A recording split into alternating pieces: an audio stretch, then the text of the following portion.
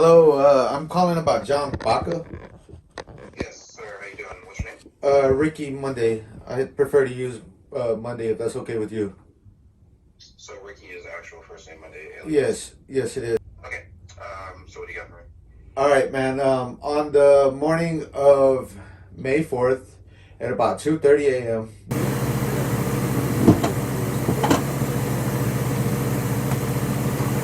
Hey TZ, what was that on the radio earlier with Inglewood talking about they're in the narcotics locker? That morning on May 4th, we heard a radio transmission come over the radio from Inglewood. It said, Community 209, any unit office there, narcotics office, code 1, the alarm is going off.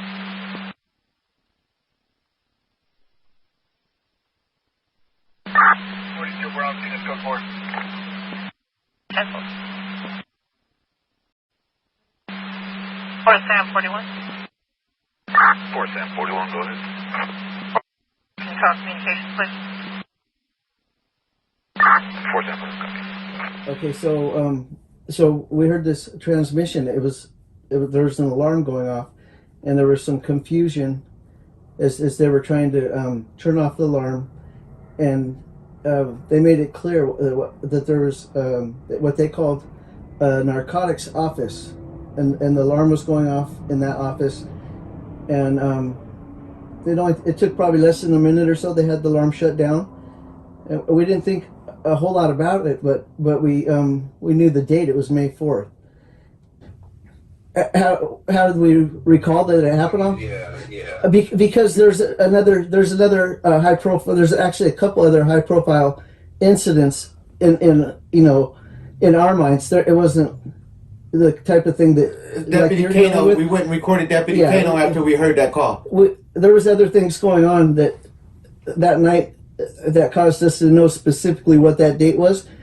On May 4th, 2020, Christopher Bailey was nearly killed by the sheriff department in the city of Inglewood. This was the same exact spot again, only it's May 4th, 2021. It's the 1 year anniversary where they beat Christopher Bailey. Only on this day, we got there before they even got him out of the car, right about that time, right after. Yeah. And then when we started confronting them about kicking Bailey's eye sockets and breaking all the bones in his face and stuff, they just drove. They took a rookie officer to drive his car, and they just all drove away with the vehicle. Instead of normally if they're going to make an arrest, they tow a vehicle, but suddenly it was so urgent that they leave there immediately that they actually drove it away themselves. Let's cut to the video, Rick.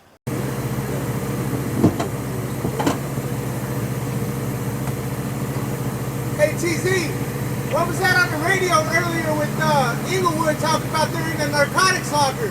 Oh, never mind, it's just us. Rick, that's unrelated. Look, he's driving off the car. He's driving off the vehicle. I'm looking at my next.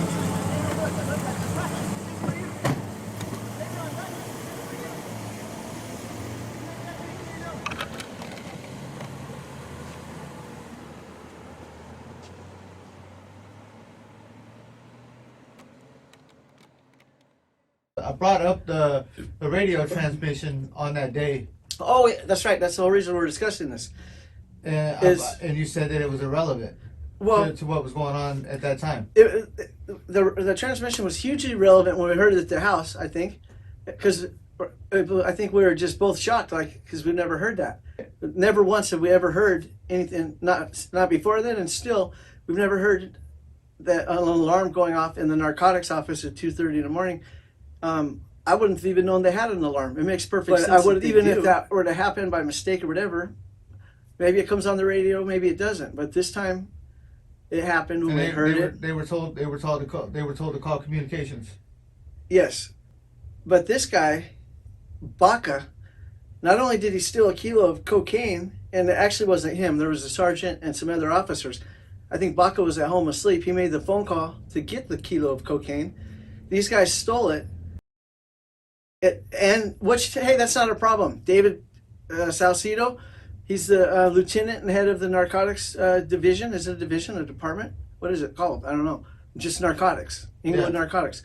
They're paying $500,000 a year to David Salcido, and apparently he didn't think it was relevant enough to do anything about it, or maybe he's in on it. I don't know.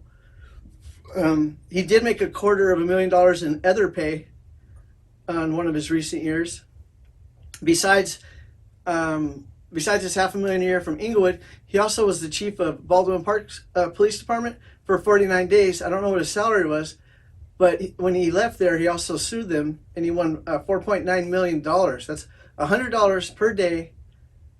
100,000? Did I say 100? 100. 100,000. $100,000 a day. $100,000 per day for the 49 days he worked there. On top of his $500,000 he makes at Inglewood is running the narcotics division each year, and on top of whatever cocaine. I don't know how Baca and Saucedo and the mayor, I don't know how they split up their drugs or their proceeds from it, but I do know the mayor, he doesn't like to talk about the subject.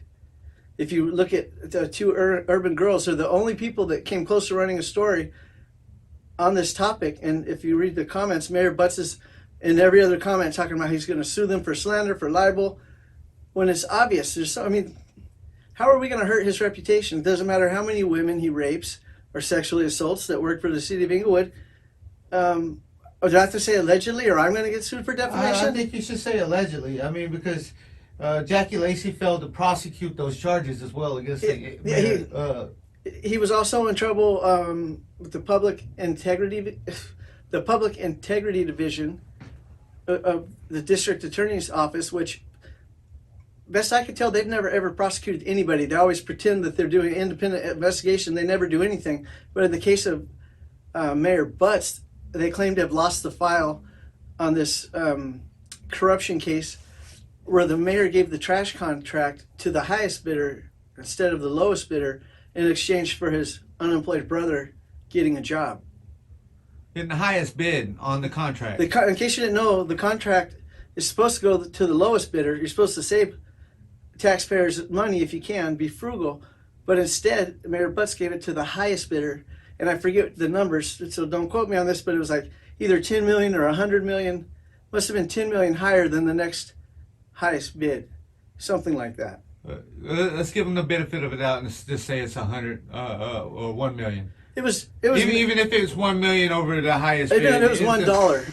If $1 is great enough. But it was millions of dollars he robbed the taxpayers for again. Also, there's the SoFi Stadium. He acquired part of the land from the Forum, the Los Angeles Forum, under false pretenses. He didn't, he lied and said, I forget what it was supposed to be. He said it was supposed to be some kind of video arcade thing. And the reality is he was giving it to what is now the Forum's competitors, to a competing venue only directly across the street. He gave this land to them to build the SoFi Stadium. So of course he got the city sued over that. The city of Inglewood has seen many lawsuits over the years, costing taxpayers millions of dollars as a consequence to the corruption of their city officials. It is unfair that the citizen taxpayers have to foot the bill for the unlawful criminal conduct of the city of Inglewood's elected officials. Some of them officials are not even elected, like John Baca. Baca has been employed by the IPD since 2000 as a task force officer on drug investigations. He is also the vice president of the Inglewood Police Association, the union for Inglewood police officers. He was hired as a peace officer despite his violent criminal record. In 1996, he was convicted of assault and battery and sentenced to 1 year probation. In 2008, he was one of the 8 officers involved in the shooting death of 56-year-old Eddie Felix Franco. Officer fired at Franco 47 times, striking a male bystander in the head, leaving a nearby wall riddled with at least 13 bullet holes and blood.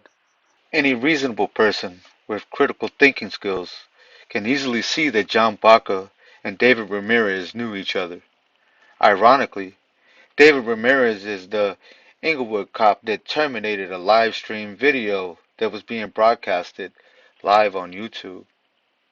His actions in several events can be compared to the type of behavior you would expect from a thug or a gangster or a drug dealer, especially when Daniel encounters David Ramirez a second time, and David Ramirez knocks Daniel's camera out of Daniel's hands.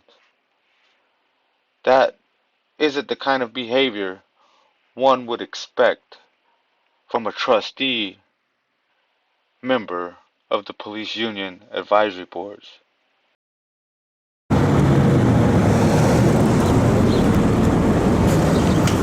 John Abel Baca, arrested by the FBI, works for the Inglewood Police Department. Stealing cocaine out the narcotics evidence room. Don't worry, I provided that radio transmission to the FBI. You ain't got nothing proud of. You need to wipe that shit off the side of your car. Difference. By selling cocaine, you guys better get the last of the coke out of the locker quick. FBI's on their way. I already told them about it. There's still 5 of them floating around. You know,